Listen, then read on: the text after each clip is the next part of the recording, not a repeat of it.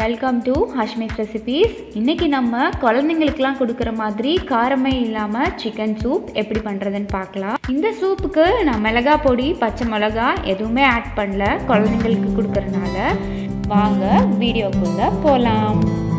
ஒரு பாத்திரத்தை அடுப்பில் வச்சு அதில் நான் 1 ஸ்பூன் அளவுக்கு ஆயில் சேர்த்துக்கிறேன்.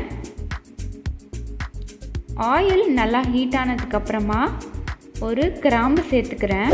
கூடவே ஒரு சின்ன பீஸ் பட்டை எடுத்துக்கிறேன். 1/4 ஸ்பூன் அளவுக்கு ஜீரகம் சேர்த்துக்கிறேன்.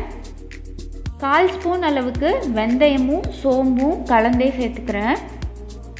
இதெல்லாம் நல்லா பொரிஞ்சோன்னே நம்ம இப்போது கருவேப்பிலை இலை சேர்த்துக்கலாம். 4லேருந்து 5 இலை சேர்த்தா போதும்.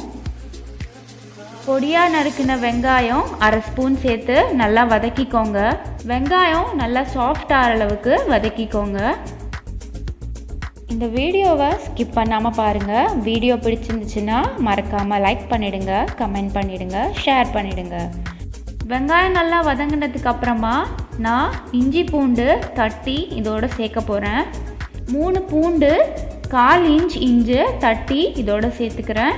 இஞ்சி பூண்டு வெங்காயம் எல்லாம் நல்லா வதங்கணும். நல்லா வதங்கினதுக்கு அப்புறமா ஒரு சின்ன தக்காளியை கட் பண்ணி இதோட சேர்த்துக்கிறேன். தக்காளி வதங்கிறதுக்காக நான் உப்பை இப்போவே ஆட் பண்ணிக்கிறேன். உங்களுக்கு தேவையான அளவு உப்பு ஆட் பண்ணிக்கோங்க.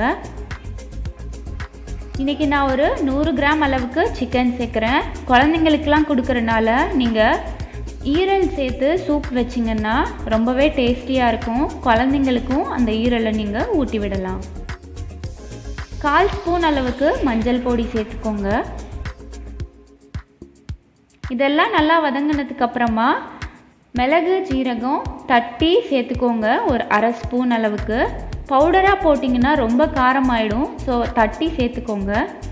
இது வதங்கினதுக்கப்புறமா நான் 1/2 கப் தண்ணி இதில் ஆட் பண்ணிக்கிறேன். தண்ணி ஆட் பண்ணி ஒரு மூடி போட்டு இந்த சூப்பை ஒரு 15 நிமிஷம் நல்லா கொதிக்க விடுங்க. இப்போ நம்ம சூப் ரெடி ஆயிடுச்சு. கொத்தமல்லி தூவி நம்ம சர்வ் பண்ணிடலாம்.